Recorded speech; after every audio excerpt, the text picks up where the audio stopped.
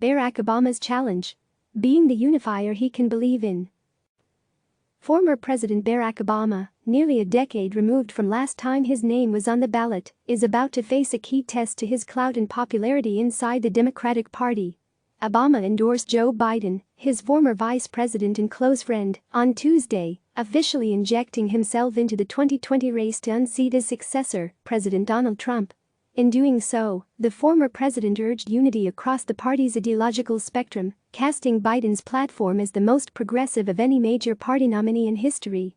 The comment was a not-so-subtle acknowledgment that this moment, where the Democratic Party hopes to come together after a bruising primary campaign, is exactly what Obama had waited for as he publicly stayed out of the nomination fight. The election will be won or lost by Biden, not Obama.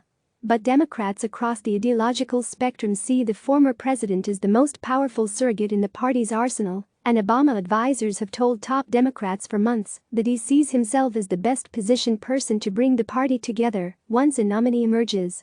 That moment is now here after Vermont Senator Bernie Sanders exited the race last week and endorsed Biden on Tuesday. But Obama's ability to be that bridge is questionable. Many in Sanders' movement, one partly made up of disaffected Democrats who see the former president as someone who squandered what he built in 2008, aren't moved by Obama. This moment will be kind of a test of the Obama appeal and legacy, said Evan Weber, the co-founder and political director of the Sunrise Movement, an influential liberal organization focused on climate change. Weber, who like Obama was raised in Hawaii, said he was partly inspired to get into politics because of the then-senator's 2008 campaign, which centered on the ability of a large group of people to spark change and inspire hope. Like many in liberal circles, Weber said his most lasting memories of the Obama administration are when he and other activists worked with more progressive leaders like Sanders and Massachusetts Senator Elizabeth Warren to oppose the president, especially on combating climate change, handling the fallout from the financial crisis, and entering into trade deals with foreign leaders. There are a lot of people that have a complicated relationship with Obama's presidency, Weber said. And there is a whole new generation of the youngest voters who were just inspired by Bernie's campaign this cycle, who don't have a lot of political memory of the Obama years, and I don't know to what extent he will be able to inspire those folks. The vast majority of Sanders supporters, save those on Twitter who represent a vocal minority, still acknowledge the impact that Obama's presidency made, and most are likely to back Biden in November. But Weber's point of view highlights how this way Obama safeguarded for months by publicly staying out of the race could be less powerful than he or his team believed it would be. Obama, clearly aware of this skepticism, lauded Sanders in his lengthy straight-to-camera video endorsement of Biden. The former president called Sanders an American original, and while he acknowledged they haven't always agreed on everything, he knows that the energy and enthusiasm he inspired, especially in young people, will be critical in moving America in a direction of progress and hope.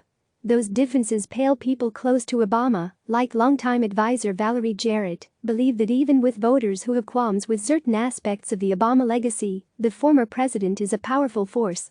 He enjoyed support from a broad spectrum of the Democratic Party, both the progressive and moderate wings, as well as independent and Republicans, said Jarrett, who acknowledged that winning over skeptical liberals and conservatives won't be solely Obama's job. Yes, there might be differences of opinion among the Democratic Party, but those differences pale, Jarrett added. And for the greater good, we cannot afford 4 more years of President Trump. Will he get every single supporter of Senator Sanders or all the other candidates? No. But is he uniquely positioned as the most popular person in Democratic Party to be helpful? Yes. But even former Obama advisors, some of whom still talk to the former president, believe his reach has its limits, especially with Sanders supporters who don't view his presidency with the same kind of nostalgia that older, more moderate voters do. Obama might help bring together some of the people who voted for Bernie and feel lukewarm on Biden, but I don't think he's the voice to bring the activists on board. They don't see him as part of the movement, a former Obama advisor said. Where I think Obama can be most helpful is with the infrequent Democratic voters and making sure they will vote in November. Obama rarely spoke out during the 2020 primary, but in the brief moments that he did, the former president often lauded the excitement young organizers brought to the campaign, while also cautioning them from pushing the party too far out of step with most Americans. Even as we push the envelope and we are bold in our vision, We also have to be rooted in reality and the fact that voters, including Democratic voters and certainly persuadable independents or even moderate Republicans, are not driven by the same views that are reflected on certain left-leaning Twitter feeds or the activist win of our party, Obama told a room of top Democratic donors in November. He added, "This is still a country that is less revolutionary than it is interested in improvement." Liberal organizers saw those as an indictment of their work and further widened the gap between the former president and liberal activists. Here is the big difference. Donald Trump: it's unclear how Obama will be deployed during the 2020 campaign. In-person events have been halted due to the coronavirus pandemic, moving everything from fundraising to organizing online. Obama has been an active surrogate in past elections, though. He stumped regularly for Hillary Clinton in 2016, including on the fundraising circuit, and followed the lead of a range of Democratic committees in 2018 as he hit the campaign trail to help his party take back the House. Obama has said for months that he will do whatever it takes to put a Democrat in the White House in 2020, and a source close to the former president said that he is prepared to take his cues from the Biden campaign on where he should be deployed and how he could be best used. Obama's legacy of campaigning while his name isn't on the ballot is mixed, though.